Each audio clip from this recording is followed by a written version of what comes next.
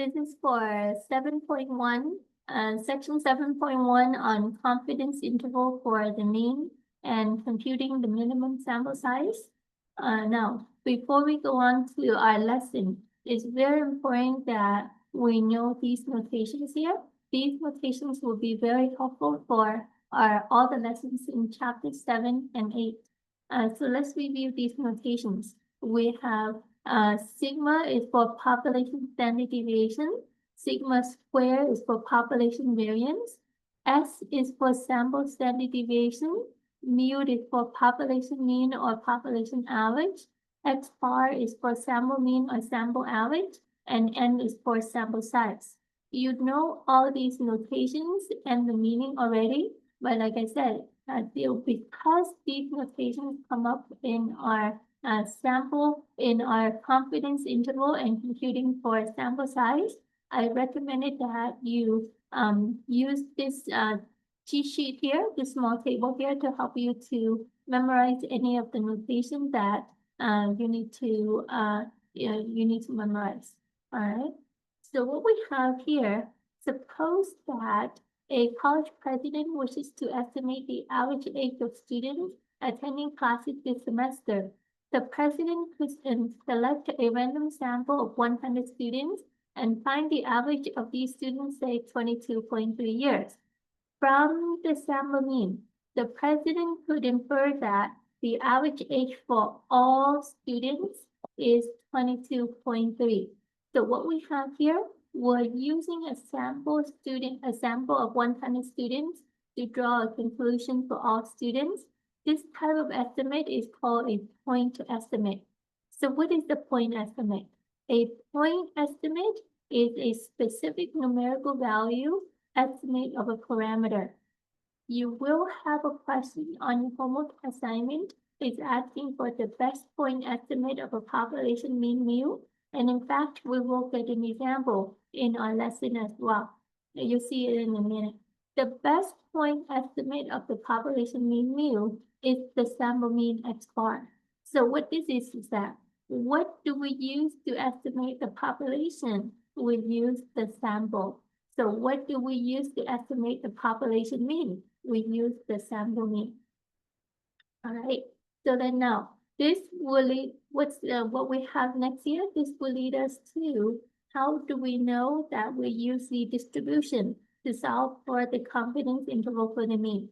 So here it's telling us when sigma is known, meaning that when we know the population standard deviation and the sample size is 30 or more, or the population is normally distributed if the sample size is less than 30, then the confidence interval for the mean can be found by using the V distribution.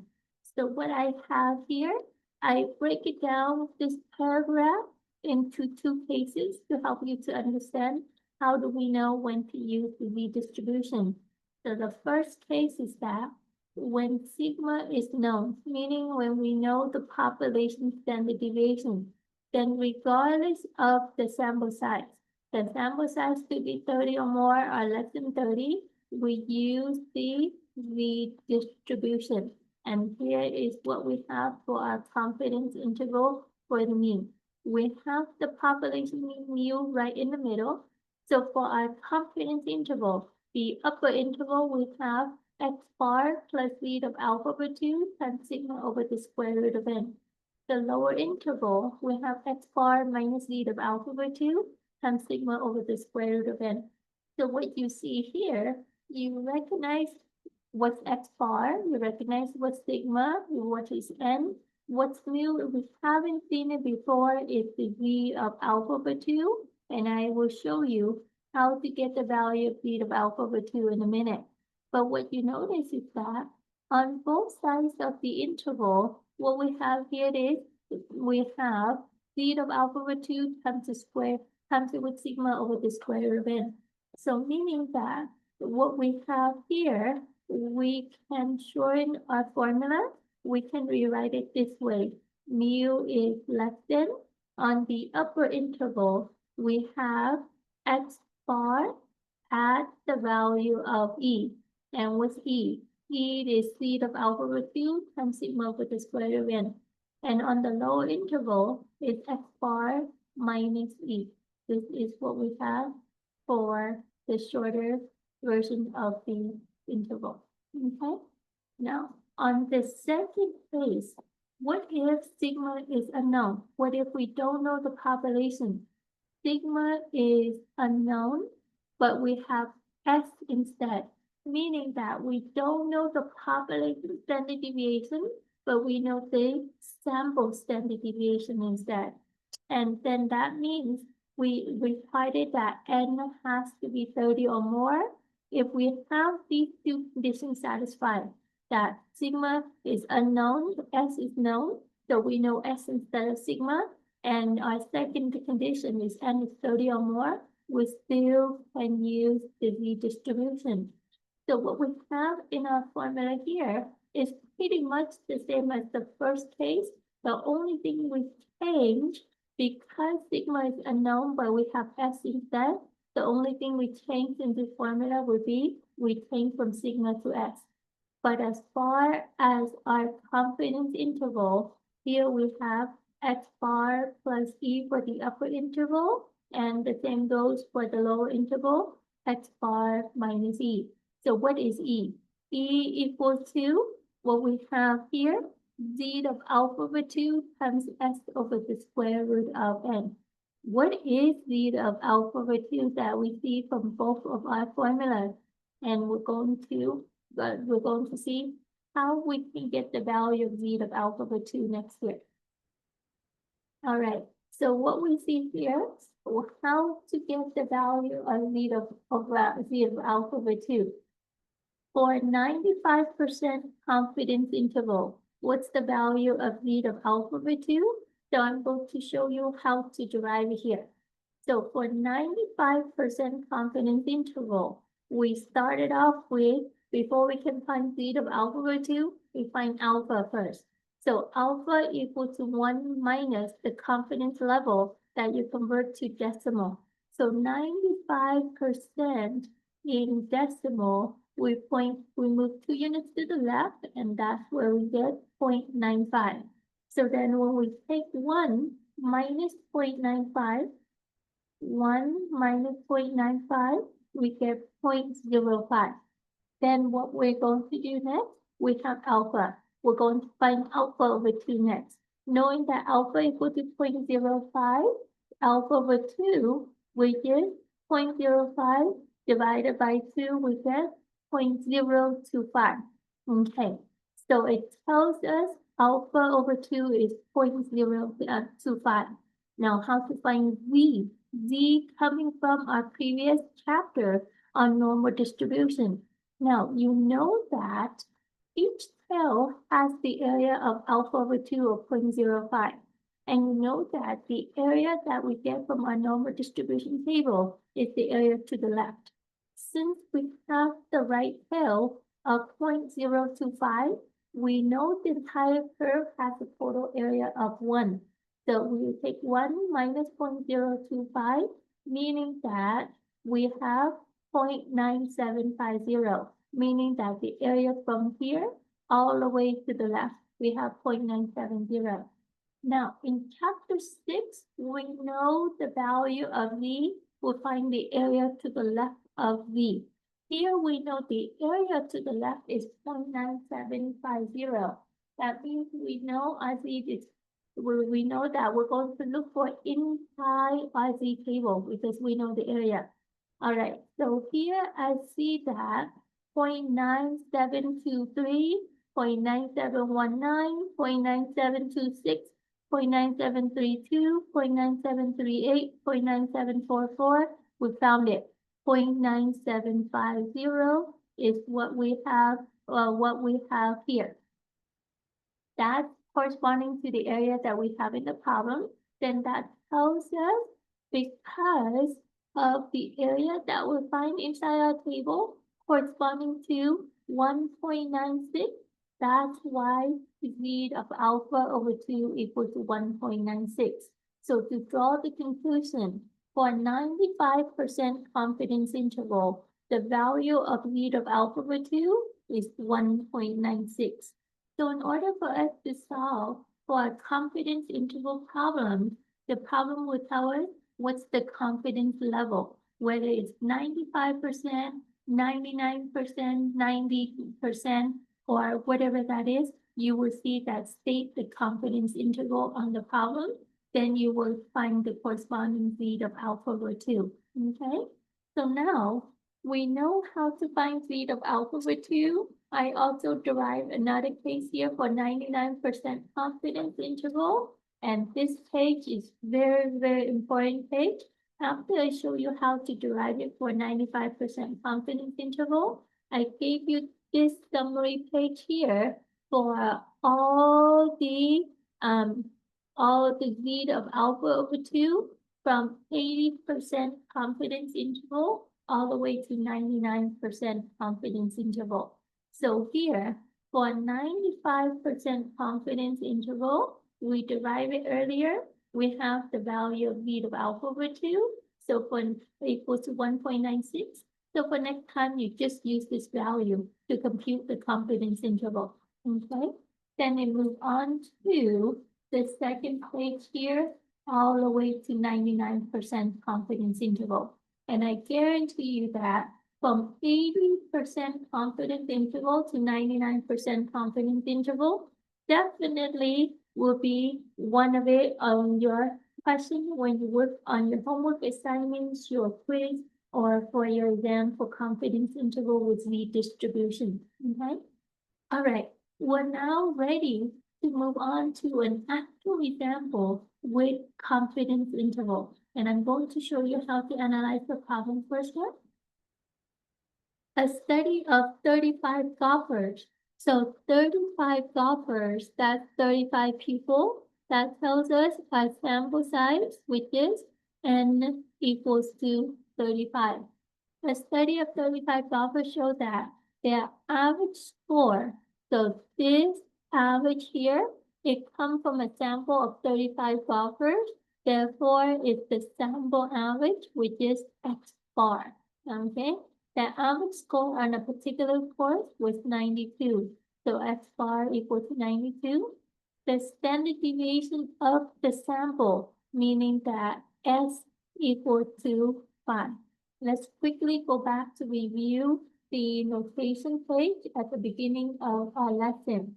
We said that we have here X bar is for sample mean or sample average, N is our sample size, S is for sample standard deviation. That's why I said that this small sheet, this small table to review on notation and meaning will be very, very helpful for the lesson. It makes it a lot easier for you.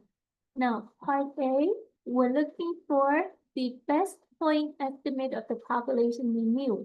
What do we use to estimate the population mean? We use the sample mean. So that's why this sentence right here. The best point estimate of the population mean mu is the sample mean X bar. You will get a question like this when you do your assignment for section 7.1 on ALEKS. So the best point estimate of the population mean mu is the sample mean X bar. And what is X bar equals to? X bar equals to 92. Okay. So we estimate the population mean mu. We estimate mu equal to 92 using X bar of 92. Now for part B, find the 95% confidence interval of the mean score for all golfers. Okay. So we have a sample of 35 golfers. We wanted to draw a conclusion for all golfers with 95% confidence interval. You see from our previous example here, the president, what we have here, the president selects a random sample of 100 students and find the average of these students, right? And from here, that the president could infer that the average age of all students, right? So very, very similar with what we have here. The computation, round the intermediate answer to 3 decimal places and the final answer to 1 decimal place. All right. So what do we know? We know n is 35. We know x bar is 92. We know s equal to 5. We're going to check for the requirement here. For the first case, sigma is known. We don't have sigma in our problem, but what we have here, we have s instead. So now, in order to use the first formula, we must know the value of sigma, the value of n, the value of f bar, and the of alpha over 2. So the first case does not apply because we don't know sigma. But what we have is we have s in our problem, we have n in our problem, and n is 35, which is 30 or more, and we have x bar, and we also know how to find z of alpha over 2, okay? So for confidence interval for the mean, we always need 4 quantities, either sigma or s, and x bar and z of alpha over 2, okay? So in our problem here, since we have this, all right, so case 1, we have sigma is no. This does not work. We don't have it. Case 2, we have, so it says sigma is unknown. S is known. And n is 30 or more. Because n is 35 here, we can use the z distribution. Now, because we're doing first lesson on confidence interval, you know that you would have to use the formula from the lesson. But when you take a quiz or an exam, it lumps them together as an entire chapter. Then how do we know when to use what formula? All right, so we know that we use second case here, which our formula for the second case is mu is less than x bar plus z of alpha over 2, f over the square root of n, and for the lower interval, x bar minus z of alpha over 2, f over the square root of n. Okay. Earlier, we derived for 95% confidence interval the z of alpha over 2 equal to 1.96. And let me go back to verify that with our summary code here. Okay. All right. Then now we have all the quantities that we needed. We have n of 35, x bar of 92, s is 5, and z of alpha over 2 equals to 1.96. We're ready to replace it in our confidence interval. I have it here, but I'm going to go ahead and rewrite it to show you how I replace the values. X bar, we know that is 92 plus z of alpha over 2 is 1.96. That's our zero alpha over 2. Our value for s is 5 divided by the square root of n, which is 35. Okay. Then similarly, on this side here, the only thing we change would be to the minus instead of the plus. Right? 5 over the square root of 35. Now, let me show you how the computation is done. When you do your computation for confidence interval, always compute the margin of error first. Because why? The margin of error is the same on both sides of the interval. So we're going to key in what's inside the parentheses, which is 5 divided by the square root of 35. Press enter. So we have this piece done. We're going to take 1.96. We're going to multiply with what we have for the answer inside the parentheses here. Then we get 1.656 and so on. And here it tells us with the rounding. Round to 3, round the intermediate answer to 3 decimal places.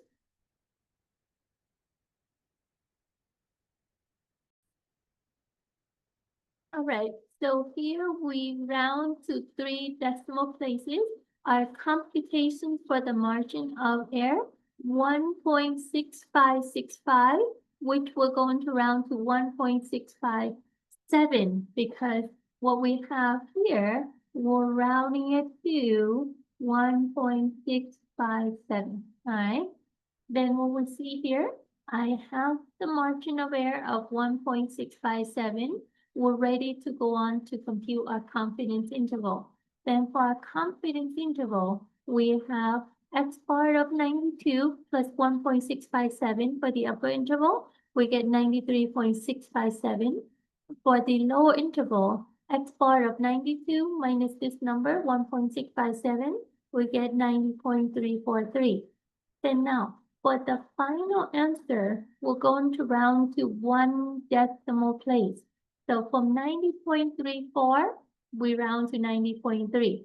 Here, 93.65, we round to 93.7. This is what we have for our confidence interval. So now, here we estimate that the population mean mu is 92. Now, in part B, we'll compute the 95% confidence interval. Mu is ranging from 90.3 to 93.7. So what's the meaning of this confidence interval? That one can be 95% confident that the mean score for all golfers is between, and here we have between 90.3 to 93.7. That's the interpretation of our result. Okay. Then what we have here for part C, find the 95% confidence interval of the mean score if a sample of 60 golfers is used instead of a 35. So meaning that we say that everything stays the same, except our n is no longer 35, but we change to a larger sample size of n equal to 60. However, our x bar is still 92, our s is still 5, okay? Then you go back to do the same, do the same thing, you replace into your formula and do the computation. So again, what we have here, we're going to see which case does it apply. Case 1, sigma is known. We don't have that. We cannot use case 1 because we have s equal to 5, okay? Case 2, which we have sigma is unknown, S is known, and our sample size n is greater than equal to 30 because we have n equal to 60 here, which we're going to use the z distribution. And we're going to use the second formula of the software. So same computation with this, everyone, except we change from n from 35 to n equal to 60. And let me show you the computation one more time. So you have mu right in the middle. For your x bar, you have 92. For 95% confidence interval, z of alpha over 2 equal to 1.96. S equal to 5 divided by the square root of n, which is the square root of 60. Let me go on to show you this computation one more time on what we have here. 5 divided by the square root of 60. 5 divided by the square root of 60. Then we're going to take 1.96 times by this quantity. 1.96 multiply with this, okay? Then we have 1.265. 1.2651, which will round the margin of error to 1.265 because it tells us that for intermediate answer, round to 3 decimal places. Okay, then now how to finish with our interval. Upper interval, we take 92. 92 add with 1.265, we get 93.265. Lower interval, 92 minus 1.265, we get 90.735. And we'll round our final answer to 90.7 to 93.3. All right. So what's the meaning of this again? One can be 95% confident that the mean score for all golfers is between 90.7 to 93.3. So here in part B and C, pretty much the same computation for confidence interval, but we just changed the sample size. Then now, in part B, it's asking for which interval is smaller. So I'm a visual learner, so I graph it out to help me to see which one is smaller.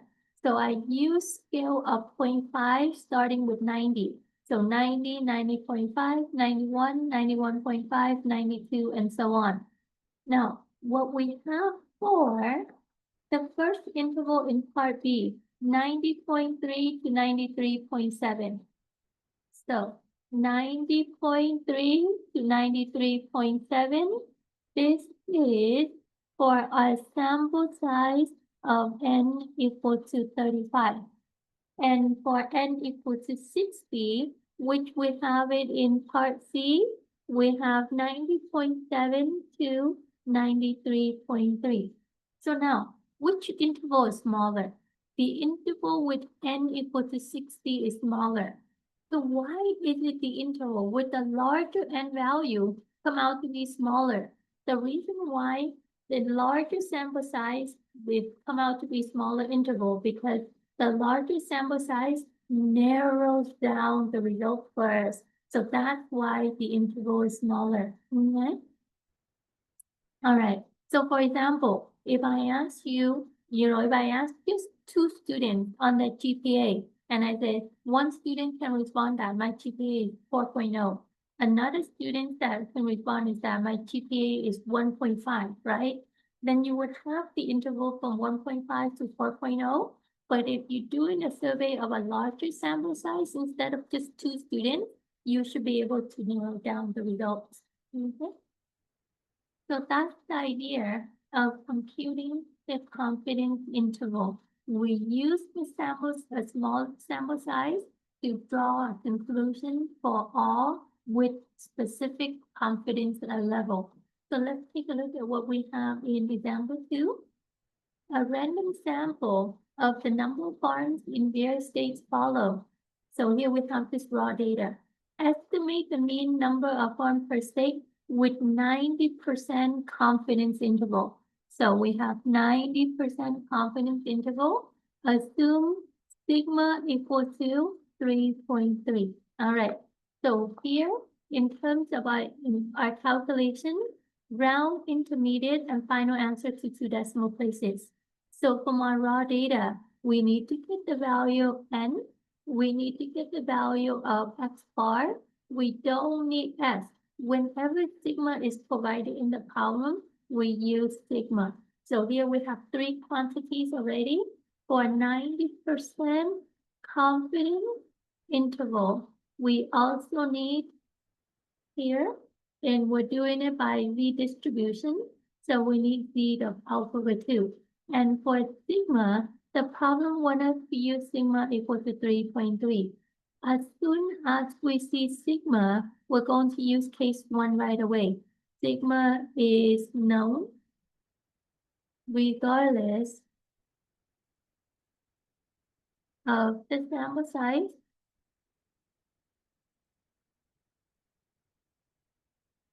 We're going to use the z distribution.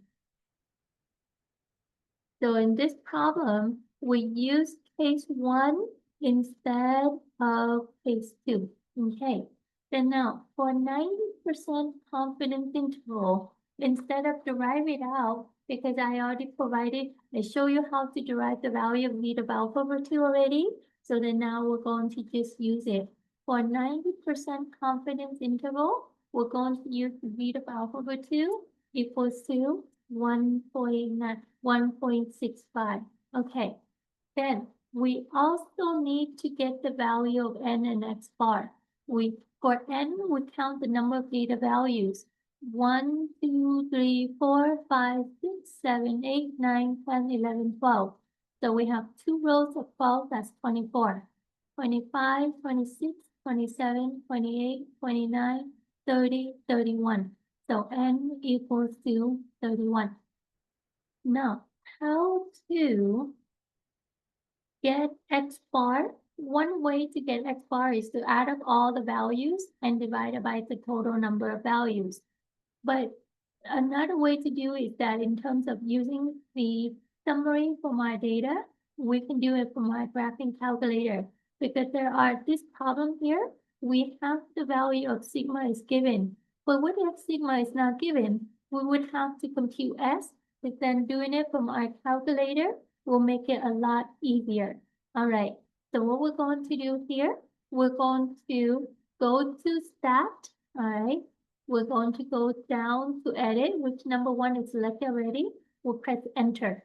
Now I have an existing data. I'm going to go up to L2, press clear, press enter. I clear out my L2.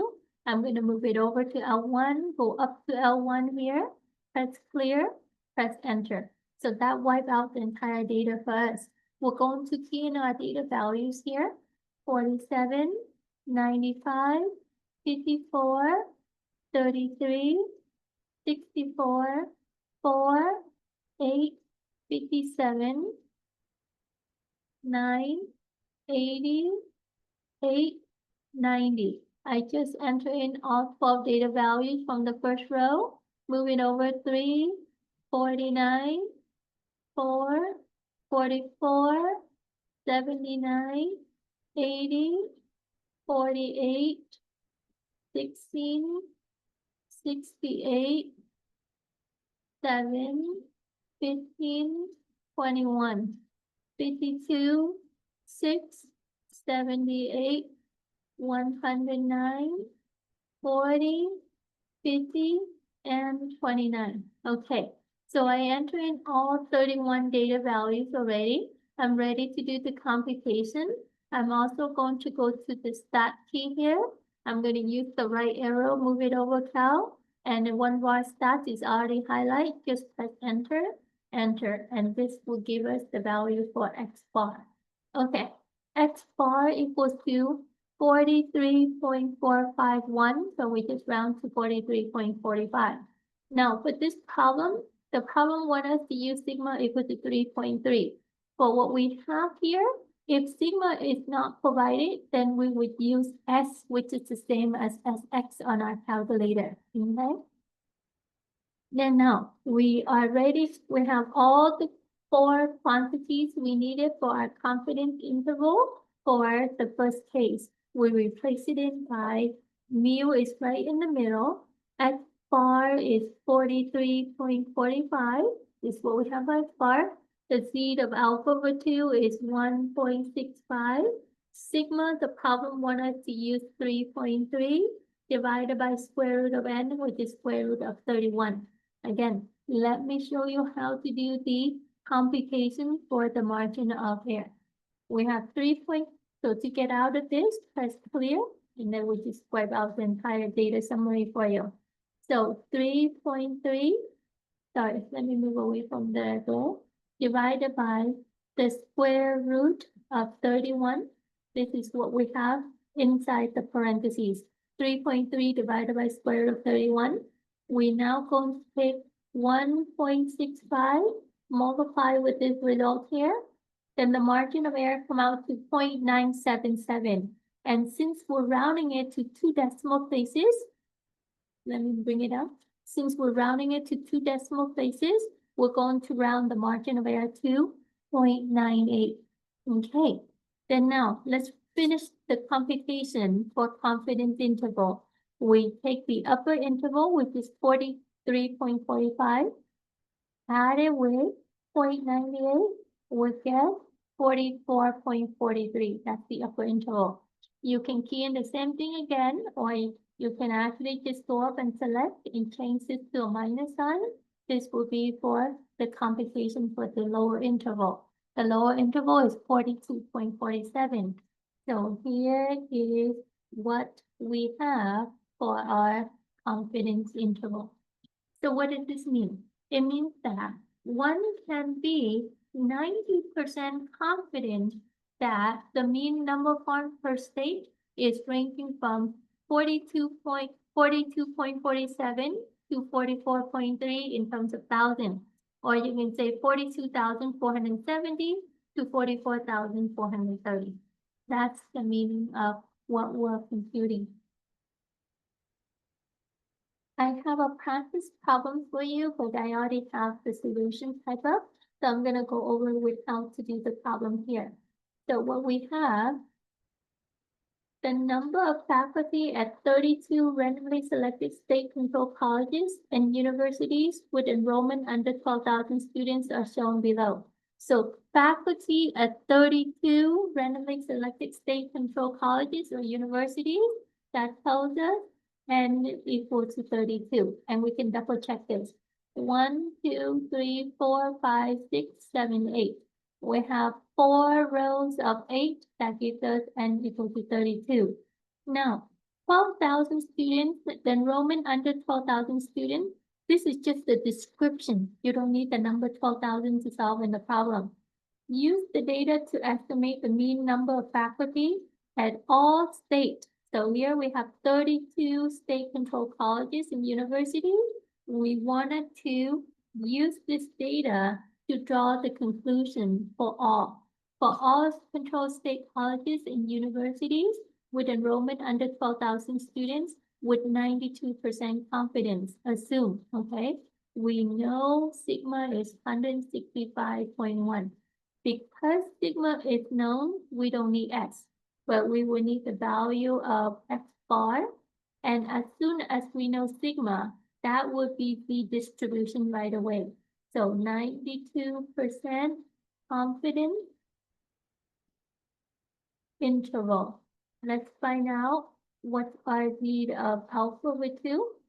So again, on any confidence interval for the distribution, and if you look above my summary page here, you will be able to find the corresponding z of alpha with 2, and here we have 1.75.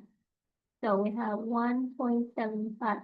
So we're missing X bar. Let's review on how to compute X bar. But let's write down that we use case 1 for this problem. Since sigma is known, regardless of the sample size. Let me move it up so you can see. Regardless of the sample size, we're going to use the z distribution, which is case 1 from our z distribution that we see from the beginning of our lesson here, okay? And we know we will need sigma and X bar and z of alpha with 2. These are the 4 quantities that we need, all right? All right, so we know the formula is here already. I don't need to tell you. I just need to, and I wanted to go back to make sure that you know why we're using case 1, because sigma is known, okay? Then again, how to get the data summary one more time. You go to stat, you go to edit, and then you press enter, okay? Now you have an existing data from the previous problem. Go up to L1, press clear, press enter. That wipes out the entire data for you. So I'm going to enter in the data here. 211, 384, 396, 211, again, 224, 337, 395, 121, 356, 621,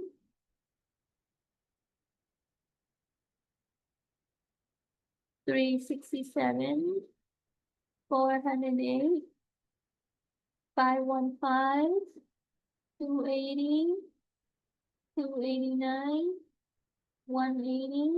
That's the second row, 431, and 176, 318, 836, 203, 374, 224, 121, 412, 134, 539, 471, 638, 425, 159, and 324.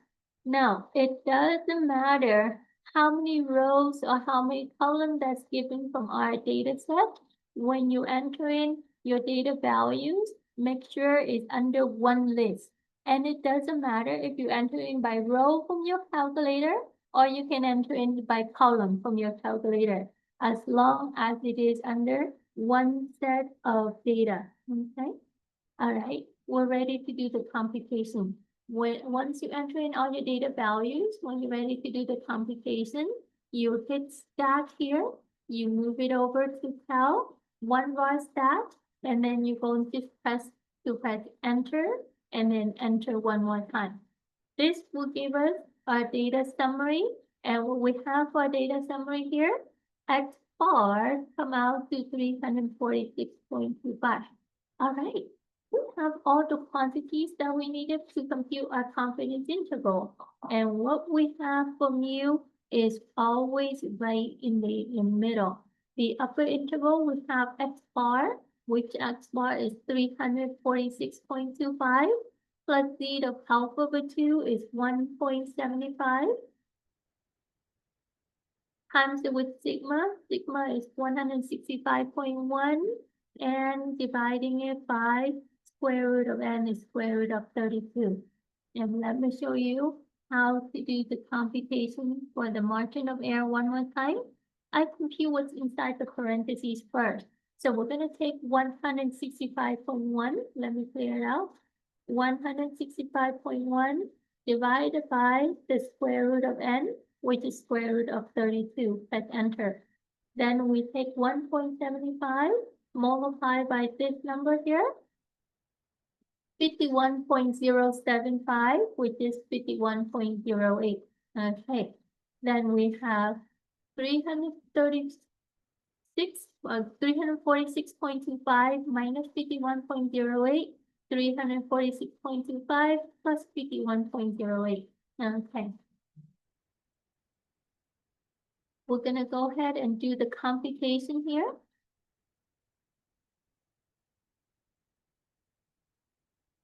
Three, 4, 6.25 minus 51.08.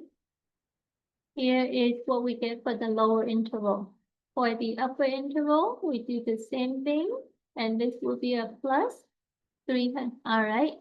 Then we have the interval is ranging from 295.17 to 397.33. So what does this mean? It means that one can be 92% confident that the mean number of faculty for all state-controlled colleges and universities is with enrollment under 12,000 students is between what we have here, 295.17 faculty to 397.33 faculty. And of course, it doesn't make sense to talk about, a 0.17 of a person or 0.33 of a person, but we're going to just follow the rounding direction and just leave the result to 2 decimal places. Okay. That's how we compute confidence interval. And what I have here for this third example is very, very similar with what we've been doing. We have a raw data, and this time the following data represents a sample assets in millions of dollars of 30 credit unions in southwestern Pennsylvania. So meaning that n equals to 30. We can verify this. 1, 2, 3, 4, 5, 6, 7, 8, 9, 10. We have 3 columns of 10, which is n equals to 30. Find the 90% confidence interval of the mean, round the result to 2 decimal places.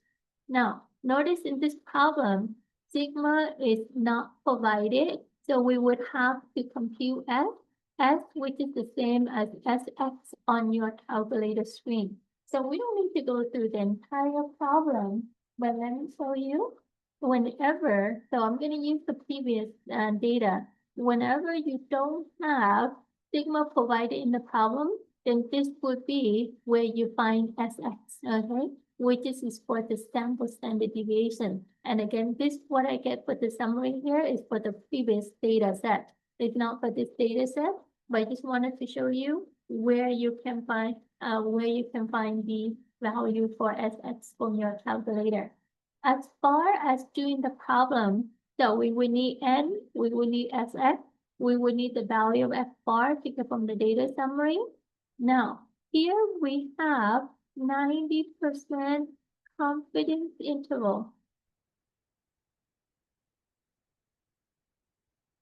And we know it would be V. The reason why it would be V distribution. Sigma is unknown, S is known, and N is 30 or more. So another word is that we apply case 2 for this problem. Sigma is unknown, S is known, and N is 30 or more. Therefore, we use the distribution.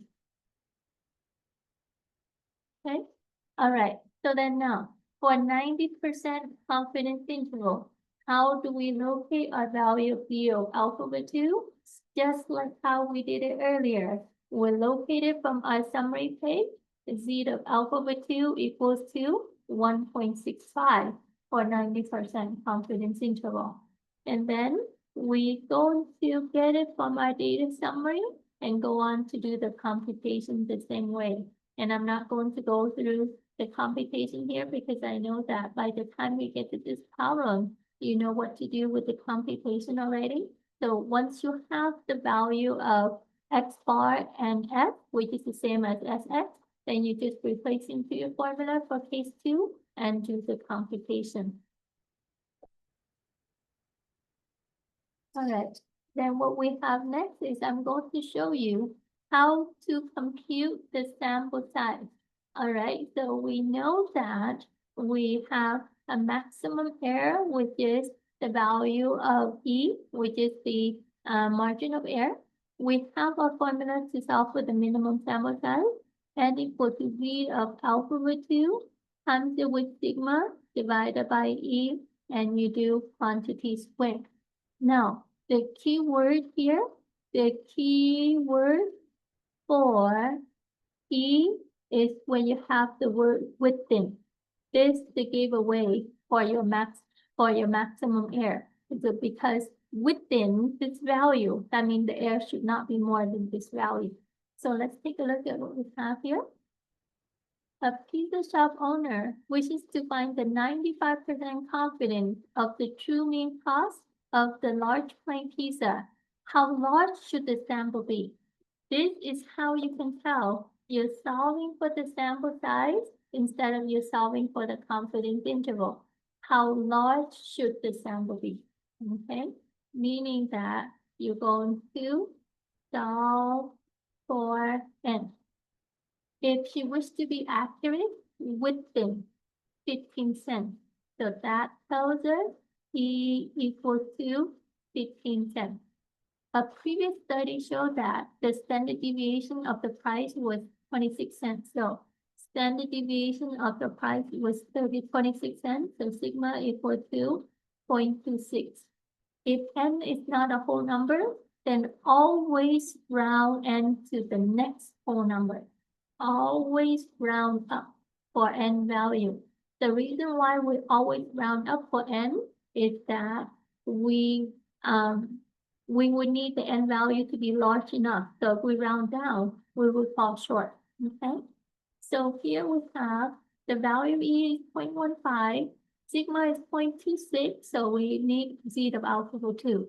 Look for 95% confidence. We know that we have Z of alpha over 2 equal to 1.96. Then we just replace it into our formula to do the computation. When we do our computation, we'll compute what's inside the parentheses first. We take 1.96, we times it with 0.26. Get the result from the numerator, divided by the denominator E of 0.15. Now, common mistake is that students tend to miss the square. Make sure you take everything here and you square, you get 11.54, which you round to 12. Okay. Now, hypothetically speaking, if you have 11.2, you still round to 12. If you have 11.3, you still round to 12. And again, the reason why we always round up, if you have 11.9, you round it up to 12 because our sample size has to be large enough. Okay? And that's how we solve for confidence interval and sample size. And here I gave you another problem, the practice problem. This for you to follow through. And it's very, very straightforward with what we've been doing when solving for our confidence interval. And that would be the wrap for what we have for our first lesson on confidence interval for the mean. So thank you for watching.